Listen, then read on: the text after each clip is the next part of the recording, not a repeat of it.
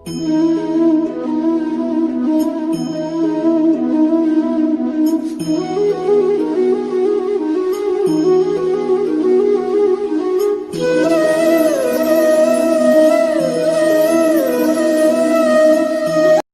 evening student, welcome to Sanskrit classroom.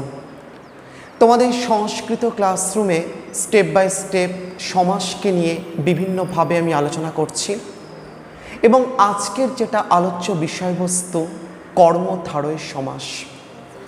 অতএব কর্মধারয় সমাসটা কি এই বিষয়ে যাওয়ার আগে কর্মধারয় সমাসের যে ডেফিনেশন বা সংজ্ঞা সেই বিষয়ে আমি আসছি।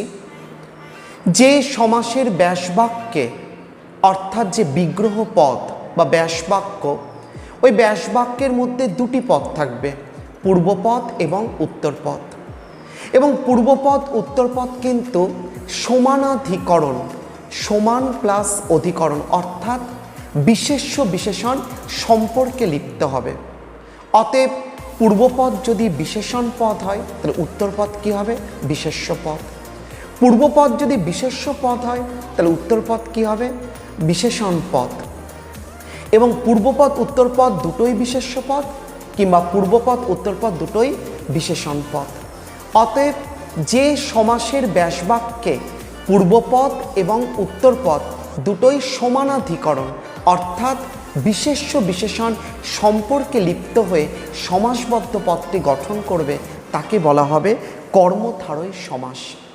এবং এই কর্মধারয় সমাসকে কিন্তু 5টি শ্রেণীতে ভাগ করা হয়। যদি আমরা শ্রেণীবিন্যাস বা ক্লাসিফিকেশানে যাই তাহলে কর্মধারয় সমাসকে ভাগ করা হয় কটা শ্রেণীতে? 5টি শ্রেণীতে।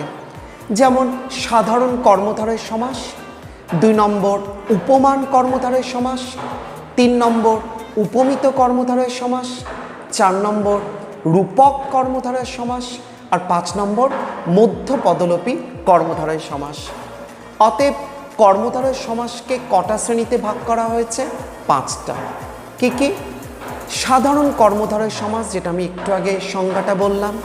2 নম্বর উপমান কর্মধারয় সমাস, 3 নম্বর উপমিত কর্মধারয় সমাস, 4 নম্বর রূপক কর্মধারয় সমাস এবং 5 নম্বর মধ্যপদলোপী কর্মধারয় সমাস। অতএব কর্মধারয় সমাস হচ্ছে এমন একটা শ্রেণীর সমাস যার ব্যাসবাক্যে পূর্বপদ এবং উত্তরপদে বিশেষ্য পদ এবং বিশেষণ পদের মধ্যে একটা সম্বন্ধ প্রকাশ করবে, তাকেই কিন্তু বলা হবে অর্থাৎ সমানাধিকরণ। বিশেষ্য বিশেষণ ভাবাপন্ন বোঝাবে অথবা অভেদ সম্বন্ধে একার্থকরণ অর্থাৎ দুজনকে ভেদ করা যাবে না, একটাই অর্থ বোঝাবে, তাকে কিন্তু বলা হবে আমাদের কর্মধারয় সমাস। অতএব যে সমাসের ব্যাসবাক্যে পূর্বপদ এবং উত্তরপদ বিশেষ্য বিশেষণ, বিশেষণ বিশেষ্য, বিশেষণ বিশেষণ অথবা বিশেষ্য বিশেষ্য পদে ভাবাপন্ন হবে অথবা একার্থ অভেদে একার্থ একটাই অর্থে এভাবে বোঝাবে, তাকে বলা হবে আমাদের কর্মধারয় সমাস। এবার আমি বিভিন্ন উদাহরণে আসছি। 1 নম্বর নীলোৎপলম। এটা হচ্ছে সমাসবদ্ধ পদ।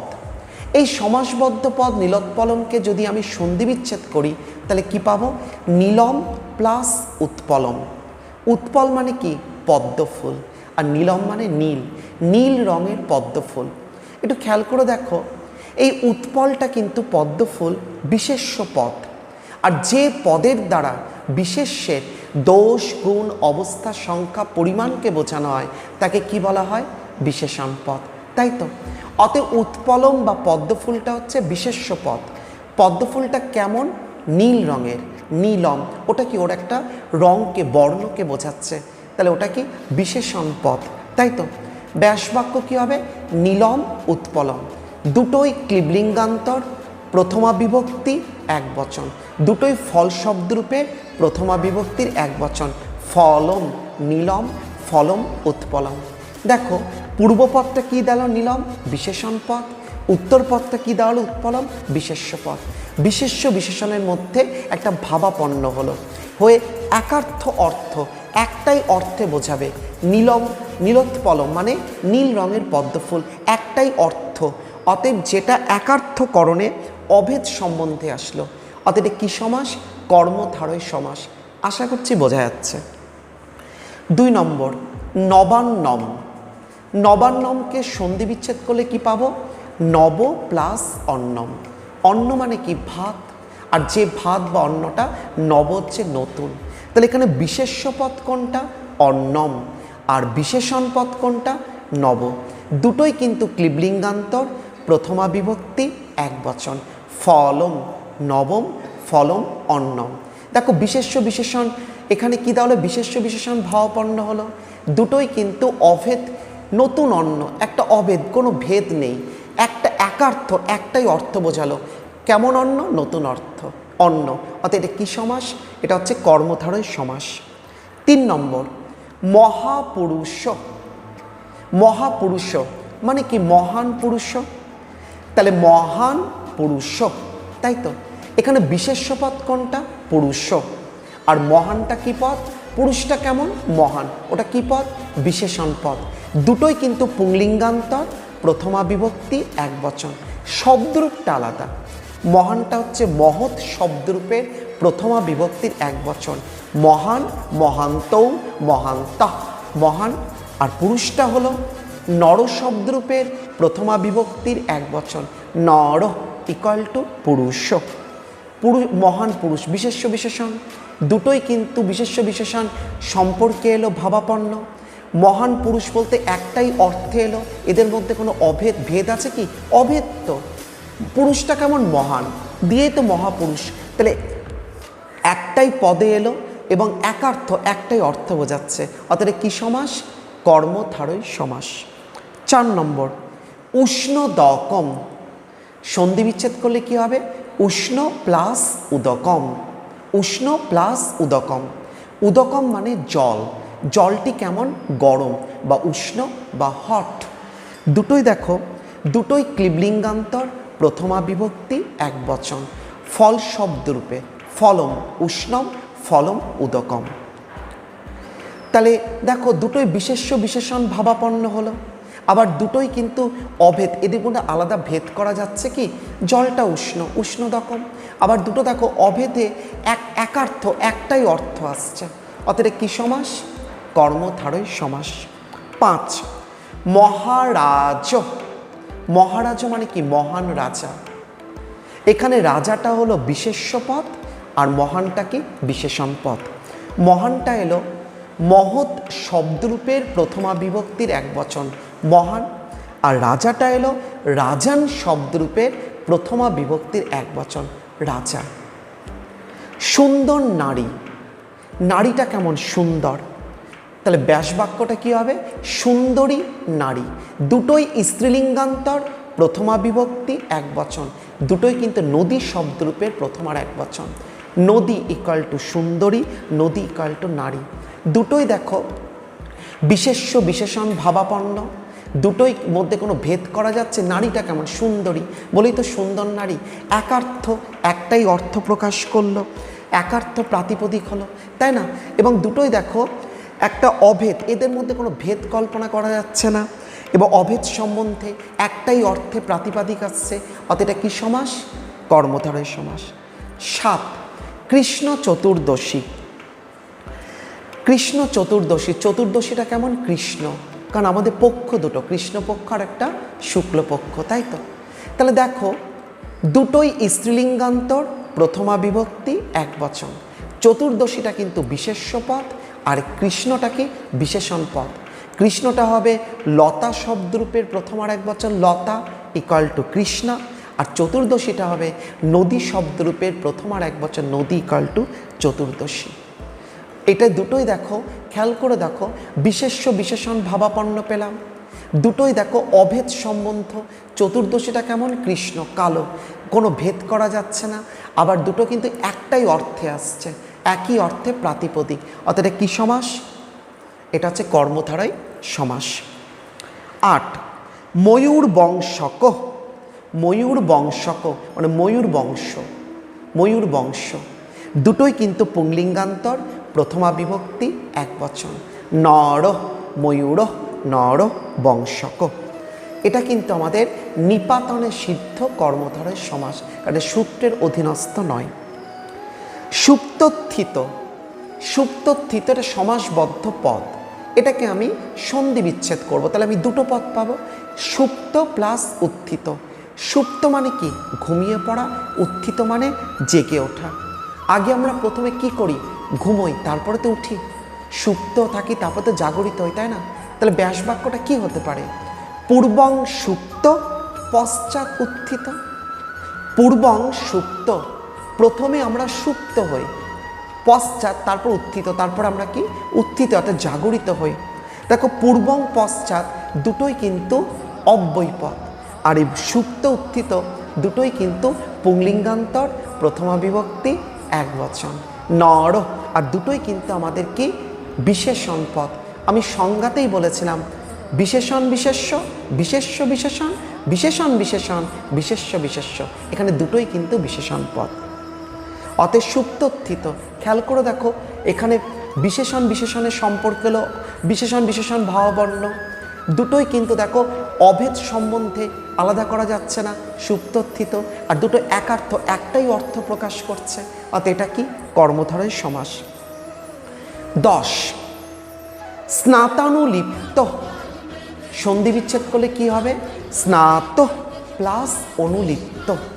প্রথমে আমরা কি করি? স্নান করি, তারপরে আমরা মুছে নিই, অনুলিপ্ত মানে লেপন করা। পূর্বং স্নাত পশ্চাৎ অনুলিপ্ত, ঠিক আগের রুলসটাই, তাই না? এখানে কিন্তু স্নাত অনুলিপ্ত দুটোই কিন্তু বিশেষণ পদ। 11 কৃতাকৃতম, সন্ধি বিচ্ছেদ করলে কি পাবো? কৃত প্লাস অকৃতম। কৃত প্লাস অকৃতম, প্রথমে কাজ করা হয়, তারপরে অকাজ করা হয়, তাই তো? তাহলে কৃতং চ তৎ অকৃতং চ, মানে প্রথমে কাজ করা হলো, তারপর অকাজ করা হলো। তাহলে কৃতং চ তৎ অকৃতং চ, দুটোই ক্লিবলিঙ্গান্তর, প্রথমা বিভক্তি, একবচন। ফলম, কৃতং চ ও অর্থে অব্যয়পদ, তৎ তারপরে এটা অব্যয়পদ, অকৃতং ফলম, অকৃতং চ অব্যয়পদ, এই দুটোই কিন্তু বিশেষণ বিশেষণ। ভুক্তা ভুক্তম, সন্ধি বিচ্ছেদ করলে কি হবে? ভুক্ত প্লাস অভুক্তম, তাই না? প্রথমে ভুক্ত ভক্ষণ, তারপর অভুক্ত অভক্ষণ, তাহলে ভুক্তং চ তৎ অভুক্তং চ। ভুক্তং মানে ভক্ষণ করা, চ এবং তৎ তারপরে অভুক্তম অভক্ষণ করা, চ। উচ্চাবচম, সন্ধি বিচ্ছেদ করলে কি হবে? উচ্চ প্লাস বাচম। দেখো উদক চ অবাক চ, এটা কিন্তু নিপাতনে সিদ্ধ, তার মানে যে সমাসটাকে তুমি কোনো সূত্রের অধীনে নিয়ে আসতে পারবে না, সেটাই তো নিপাতনে সিদ্ধ হবে, তাই না? এই যে উচ্চাবচম, উদক চ অবাক চ, এটা এই উদাহরণটা কিন্তু এক্সেস ইম্পর্টেন্ট, এটা খুব বেশি পরীক্ষায় থাকে। উদক চ, উদক মানে কি? চল জল, চ এবং অব্যয়পদ, অবাক, সব কিছু অবাক করে দিয়ে চ। এই যে অবাক জলপান বলে না, দেখবে আমাদের সুকুমার রায় বাংলা সাহিত্যে, মানে শিশু সাহিত্যিক সুকুমার রায়ের অনেক কবিতা আছে যেগুলো হচ্ছে একদম কাল্পনিক অলৌকিক জগতের একটা কল্পনা করে, তাই না? তো সেরকমই অবাক জলপান, এটা তো আমরা সুকুমার রায়ের ছড়া থেকেই পাই, সেম জিনিসটাই, উদক চ অবাক চ। নীল লোহিত, নীল মানে নীল, নীল কালার, ব্লু কালার, আর লোহিত মানে লাল, রেড কালার। তাহলে তুমি দেখো নীল লোহিত, তার মানে যেটা নীল সেটাই লোহিত। নীলশ্চ অসৌ লোহিতশ্চ, নীলশ্চ অসৌ লোহিতশ্চ, নর শব্দরূপের প্রথমা বিভক্তির একবচন। নর, নীল প্লাস চ, চটা কি? অব্যয়পদ, চ মানে কি? এবং ও আর অর্থে ইউজ হয়। তাহলে নীল বিসর্গ আর চ, ওটা কোন জাত বিসর্গ? তালবস্যজাত বিসর্গ, সন্ধি হয়ে গেল। নীলশ্চ অসৌ উহাই লোহিতশ্চ, নর লোহিত প্লাস চ লোহিতশ্চ। নীল মেঘ, মেঘটা কেমন? নীল, এখানে মেঘটা কিন্তু বিশেষ্য পদ আর নীলটা কি?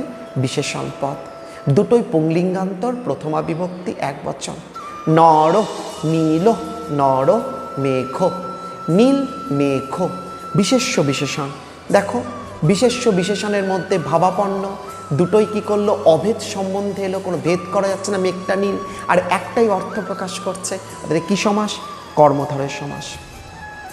শীতোষ্ণম, সন্ধি বিচ্ছেদ করলে কি পাবো? শীত প্লাস উষ্ণম, ঠান্ডা এবং গরম, দুটোই কিন্তু দেখো ক্লিবলিঙ্গান্তর, প্রথমা বিভক্তি, একবচন ফলম, শীতম ফলম উষ্ণম, দুটোই কিন্তু বিশেষণ পদ। দেশান্তরম, এটা ভেরি ভেরি ভেরি ইম্পর্টেন্ট। দেশান্তরম যেটা কি ব্যাসবাক্য কি আসবে? অন্য দেশকে দেশান্তরম বলে তো, অন্য দেশ, দুটোই পুংলিঙ্গান্তর, প্রথমা বিভক্তি, একবচন, নর, অন্য, নর দেশ, দেশটা বিশেষ্য পদ আর অন্যটা বিশেষণ পদ। বৈয়াকরণ, বৈয়াকরণ খসুচি, বৈয়াকরণ খসুচি মানে যিনি ব্যাকরণবিদ, ব্যাকরণের স্রষ্টা, তিনি তো বৈয়াকরণের বিভিন্ন সৃষ্টিগুলোকে বলা হচ্ছে, তাই তো। নর বৈয়াকরণ ন মুনি খসুচি, দুটোই পুংলিঙ্গান্তর, প্রথমা বিভক্তি, একবচন, বৈয়াকরণটা নর আর খসুচিটা কি হলো? সেটা মুনি শব্দ। সৎ পুরুষ, পুরুষটা কেমন? সৎ, অতএব পুরুষটা বিশেষ্য পদ, ওটা তার বৈশিষ্ট্য, তো সৎটা কি বিশেষণ পদ। সন পুরুষ, সৎ শব্দরূপের প্রথম আর একবচন, সন নর পুরুষ। মধুর বচনম, তার কথা বচনটা কেমন? মধুর, দুটোই ক্লিবলিঙ্গান্তর, প্রথমা বিভক্তি, একবচন, অতএব ফলম মধুরম, ফলম বচনম। কৃষ্ণ সর্প, সর্প বা স্নেকটা কেমন? কালো, কৃষ্ণ সর্প, তাই না। দুটোই পুংলিঙ্গান্তর, প্রথমা বিভক্তি, একবচন, নর কৃষ্ণ, নর সর্প, অতএব দুটোর মধ্যেই কিন্তু দেখো একটাই অর্থকে বোঝাচ্ছে, অতএব এটা কি কর্মধারয়